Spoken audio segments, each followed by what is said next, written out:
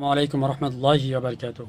আশুলিয়ায় পলমল গ্রুপের তৈরি পোশাক কারখানায় গুদামে আগুন লেগেছে। ঢাকার সাভারে আশুলিয়ায় পলমল গ্রুপের একটি তৈরি পোশাক কারখানায় গুদামে আগুন অগ্নিকাণ্ডের ঘটনা ঘটেছে। ফায়ার সার্ভিসের 9টি ইউনিট কাজ শুরু করে, পরে বেলা 3টার দিকে আগুন নিয়ন্ত্রণ আনে। ঘটনাটি হচ্ছে গতকাল শনিবার। কারখানার কয়েকজন শ্রমিক বলেন, পলমল গ্রুপের তৈরি পোশাক কারখানায় আয়েশা ক্লথিংয়ের দ্বিতীয় তলায় গুদামের অংশে আজ সোমবার দুপুর 12:15টার দিকে আগুন দেখতে পান শ্রমিকরা।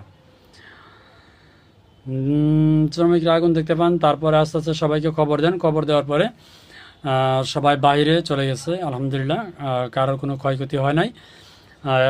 এক শ্রমিক বলেন, সকাল থেকে কাজ করতেছিলাম, বেলা 11:55 দিকে কারখানার এক ভাই এসে বলে কারখানায় আগুন লেগেছে। পরে আমরা সবাই বের হয়ে গেছি। বাইরে এসে দেখি দোতলায় গোডাউন থেকে ধোঁয়া বেরোচ্ছে। কারখানার শ্রমিক হাবিবুর রহমান বলেন, হঠাৎ করে শুনি আগুন লাগছে, পরে তাড়াতাড়ি কারখানার নিচে আইসা দেখি দোতলায় জানলা দিয়ে ধোঁয়া বের হইতেছে।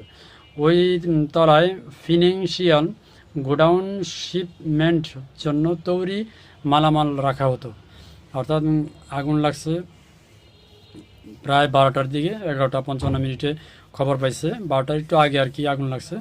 তারপরে ফায়ার সার্ভিসের 9টা ইউনিট আগুন নিভানোর কাজে নিয়ন্ত্রণ ছিল।